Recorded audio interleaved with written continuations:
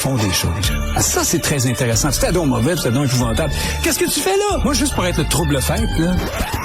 C'est une petite danse complexe pour dire Nick Payne. Mais en même temps, on dit il y a des limites à ne pas franchir. Nick Payne, toujours passionnant les discussions du matin. Donc, beaucoup de sujets ce matin. On va commencer avec le sondage Abacus. Faisons ça. Parfait. D'abord, un plaisir de jaser avec toi. Moi aussi. Non, tu parlais de notre première fois, mais c'est ma première avec toi. Exactement. Il y a beaucoup de premières aujourd'hui. On aime ça. Alors, Abacus nous apprend. Faut d'abord dire que c'est une maison de sondage, disons, plus petite, là, plus récente, qui parfois a produit des résultats nébuleux, un peu plus hors champ, peut-être pas nébuleux, mais qui était un peu, on appelle ça des aberrations statistiques, mais qui n'était pas de très grossières erreurs. C'est pas une maison qui est reconnue pour être, je sais pas, malhonnête ou partisane. Alors, mais il faut quand même dire ça, c'est pas léger, là, disons, ou peut-être même palace aujourd'hui. Néanmoins, ce qui est intéressant, c'est que Abacus nous apprend que les libéraux auraient chuté. Alors, au Canada se maintiennent, mais au Québec. Et on se souvient que les Québécois sont très souvent en quelque sorte pointé du doigt pour avoir élu Mark Carney. Hein? C'est pas tout à fait exact, mais c'est vrai que sans nous, il serait peut-être pas au pouvoir. Disons ça comme ça. Couronné, Mark Carney. Ouais, exactement. Et on l'aime beaucoup, en tout cas jusqu'à tout récemment. Eh bien, les libéraux de Carney chutent de 48 à 37 Oui, ça m'a surpris, on le voit à l'écran. Écoute, moins 11 au Québec. Qu'est-ce qui s'est passé? En 2 semaines, d'après Abacus. Alors, c'est une maison de sondage. On verra si c'est une aberration ou si la tendance se confirme. Mais ce serait, disons, à moitié étonnant qu'il y ait au moins une petite baisse. Parce que ce qui s'est passé, bien sûr, c'est que les Québécois commencent à percevoir que dans les négociations, peut-on employer ce terme avec les États-Unis? Ben oui, je sais pas ce que c'est, parce qu'on dirait que le Canada est tout seul sur la glace, hein? Absolument. Monsieur Leblanc va à Washington, Monsieur Leblanc retourne à Washington, Monsieur Leblanc s'en va à Washington. C'est un condo à Washington, je crois. Là, c'est l'impression que c'est comme un feuilleton qui est fait juste pour nous, hein? Il se passe pas de grand-chose de l'autre côté. Alors, les Québécois s'aperçoivent, à travers différentes nouvelles, que peut-être que les intérêts du Québec sont un peu passés à la trappe ou risquent de l'être là-dedans, nommément, bien sûr, la culture. Alors, ce récent renoncement là sur la question des plateformes de diffusion en continu.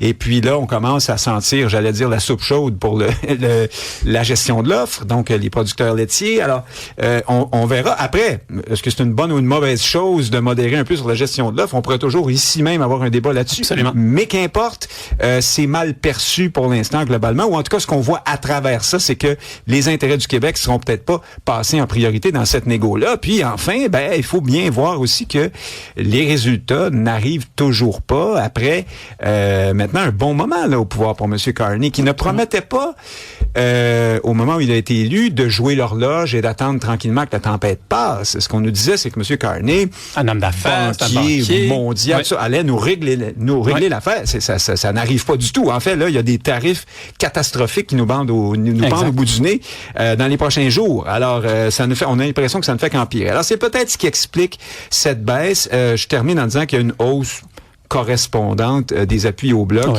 qui est un peu le stationnement privilégié des Québécois, ce qui dit quelque chose aussi d'ailleurs sur Pierre Poilievre, qui n'arrive décidément pas à incarner le recours. Non, ici moins qu'ailleurs, mais partout au Canada, clairement, M. Poilievre, là, il y a du travail à faire pour lui. Alors, à suivre. Mais le Québec est quand même dans une situation particulière, avec l'aluminium, le bois d'œuvre, la culture.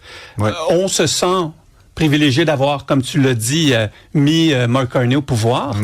Puis là, finalement, il se passe rien. Ou il se passe peut-être quelque chose qu'on ne sait pas. C'est peut-être une stratégie donc, aussi. Ça tarde à être révélé, on va dire ça comme ça. Révélé. Puis il y a un buzz électoral avec la campagne provinciale. Donc, on parle plus de politique peut-être?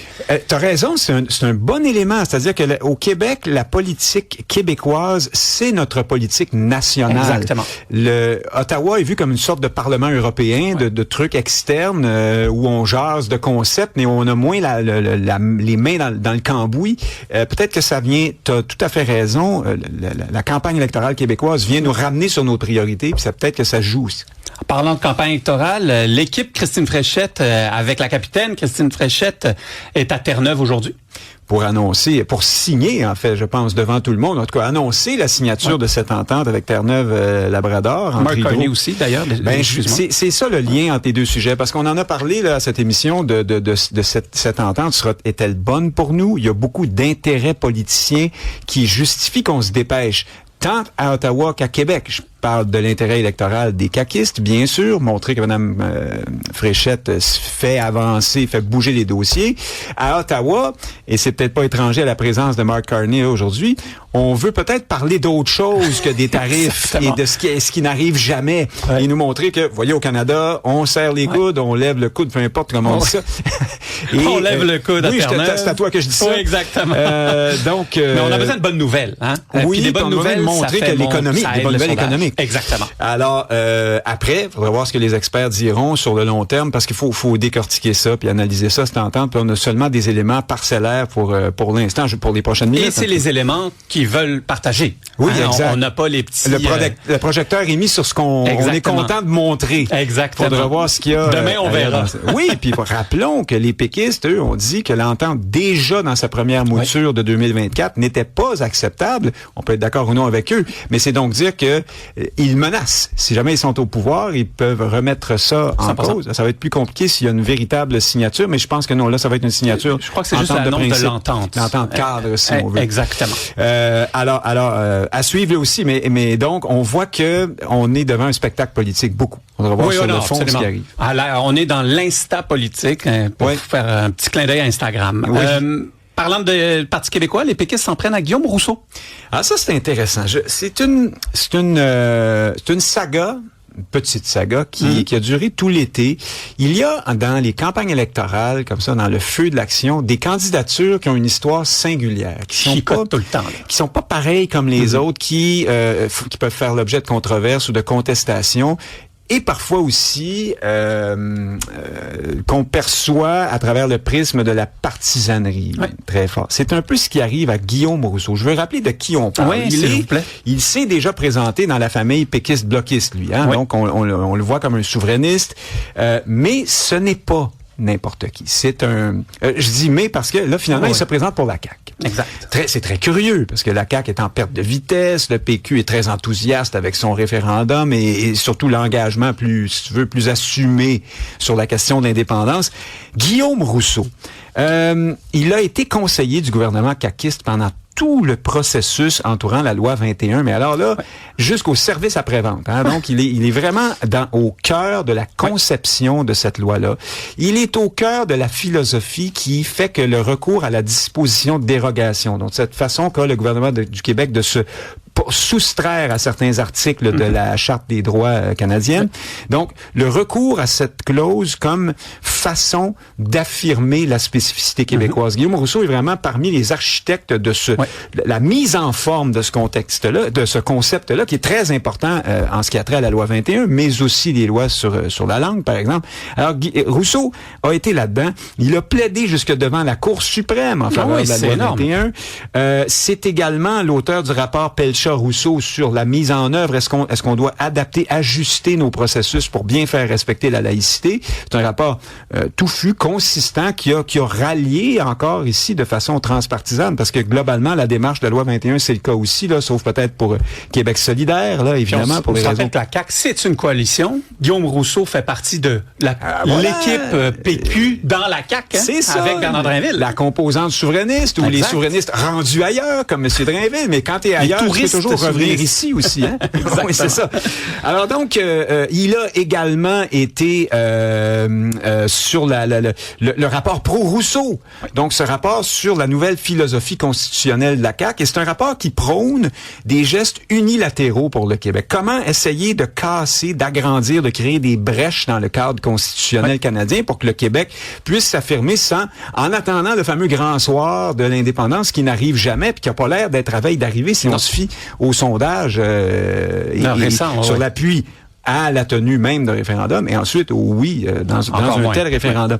Alors, c'est quelqu'un qui a fait sa marque de l'action nationaliste. Après, on peut dire qu'il obtient des résultats plus ou moins intéressants, mais enfin, il essaye de faire quelque chose. Et j'oubliais la Constitution québécoise. Rousseau a été impliqué aussi dans ce projet-là qui a été rejeté notamment par les péquistes. Et là où je veux arriver, c'est que Jocelyn Caron, un militant péquiste bien en vue, bien connu, que nos auditeurs ne connaissent probablement pas, mais je peux résumer en disant qu'il est l'auteur en grande partie, sinon au complet, du fameux livre bleu du Parti québécois. C'est quelqu'un qui fait du travail intellectuel, c'est quelqu'un qui est très impliqué, qui est bien vu normalement. Il a fait cette sortie sur les réseaux sociaux pour... Mais alors là, te découper Guillaume Rousseau en petits morceaux en disant que c'est un échec total, le gars se trompe. Bon, enfin, bref, je veux pas aller là parce que ça donne rien. C'est partisan. Ouais. Hyper partisan. Et là, je vais juste dire ceci aux péquistes. C'est pas normal, ça. Vous devriez être content que des nationalistes aussi d'attaque et volontaires que Guillaume Rousseau soient dans d'autres partis. Nommément ici, la CAQ, parce que il va être votre allié plus tard, Absolument. à un moment ou un autre, et il représente, moi je pense, une frange très importante d'électorat québécois qui, même chez les souverainistes, pense qu'un référendum pourrait être perdant, que ça pourrait être une catastrophe, et que peut-être qu'il vaut mieux essayer de faire de véritables progrès. Je comprends que là, ça c'est un vieux serpent de mer, puis que ça n'arrive jamais vraiment, mais qui souhaite quand même qu'on essaie de trouver une nouvelle philosophie pour étirer, agrandir le cadre. Mais voilà. C'est intéressant parce qu'on voit que souvent, le Parti québécois s'attaque à ses alliés. Hein? Rappelle-toi quand ils se sont attaqués à la communauté artistique, une bonne partie de la communauté artistique, sans sondage très précis, est quand même favorable au Parti québécois. Là, on s'attaque à quelqu'un qui a quand même été dans l'équipe de Bernard Drainville, qui a quand même été la loi 21, la langue française, la culture, qui est au centre de sa démarche politique. Oui. Moi, je m'attaquerais à quelqu'un d'autre là qui est contre certainement. ma propre vision. Il y a des libéraux là qui sont faciles. Ou si on veut aller chez les caquistes, mais allons-y. Il y a tout à fait possibilité de montrer que les caquistes se sont fait dire non 100 fois plutôt qu'une. C'est à peu près toutes leurs demandes et que à l'heure de Christine Fréchette, l'espèce de candidate télé-réalité qui peut-être pas toujours, elle n'a pas toute la substance dans ce domaine-là. On ne sait pas trop exactement ce qu'elle veut faire. Donc il y a matière là à critiquer pour les péquistes. Au lieu de ça, on s'en prend à quelqu'un que vous avez un peu échappé, en fait. Alors, je comprends qu'ils sont frustrés, puis ainsi va la joute électorale et la partisanerie. Rousseau a réagi à la sortie de Jocelyn Caron avec beaucoup de hauteur en disant c'est quelqu'un que j'apprécie, c'est la joute électorale, c'est correct, c'est normal. Et puis ensuite, il s'est défendu point par point en expliquant, bon, pourquoi selon lui, sa démarche est valide. Ça aussi, c'est de bonne guerre. Mais je reviens à tes exemples. Moi, je pense que ça ici, c'est important. La question des artistes, ça fait beaucoup de bruit, mais ils sont beaucoup moins péquistes qu'avant, les artistes. Je te le donne. Dans ces milieux-là, là, des fois, on déteste le PQ pour s'en confesser. On est très Québec solidaire. Le PQ est vu comme ayant viré à droite. Et puis l'élite. Puis c'est ça, trop de droite, trop proche de Mathieu Bock-Côté sur certaines questions, le wokisme, entre autres. Ça va peut-être changer, là, parce qu'Alexandra Ocasio-Cortez, maintenant, renie le wokisme aux États-Unis. On y reviendra sur. Il y a un revirement de valeur rapide. Tiens donc. Mais alors, bref, les péquistes, la question des artistes, bon, c'est une chose, c'est une petite chicane, mais ça, c'est plus profond, je pense, parce que le cas de Guillaume Rousseau, parce que ça vient vraiment chercher... c'est une bataille interne. Oui, mais on est aussi au cœur des valeurs et de l'identité québécoise, de l'affirmation québécoise, c'est qui est un créneau que partagent le PQ et la CAQ veut pas. Pour conclure, Bernard Drainville, comment, dans les coulisses, il est perçu aujourd'hui par le Parti québécois? Quelqu'un qui s'est renié, c'est assez drôle parce que Drainville a déjà été candidat à la chefferie du Parti québécois. Et à l'époque, il disait, il faut un moratoire de 10 ans sur le référendum. C'était pratiquement la position caquiste. Alors, s'est-il véritablement renié? Moi, je ne le crois pas. Je pense que c'est un autre bon exemple d'un nationaliste sincère qui a fait le choix de la CAQ. On peut en rire, on peut penser que c'est une mauvaise idée, mais de là à le renvoyer aux oubliettes ou à le couvrir de colibets, je pense que c'est pas une bonne idée. Concentrez-vous donc sur Charles Milliard et ses amis des Brownies. Là, il y a du travail en masse. Ça serait très facile. Oui, c'est pour ça que je comprends pas des fois. Trop. Écoute, c'est une famille avec des idées. Alors là, évidemment, il y a toujours des tensions, mais somme toute, le PQ est beaucoup plus discipliné qu'à une autre époque. Désormais, c'est Québec solidaire qui a pris le relais de la business, de la chicane interne. Là. Tellement vrai. Nick, merci. Passionnant comme toujours. Un plaisir. Je t'appelle Nick, moi aussi. À la prochaine. Exact. Salut. Cube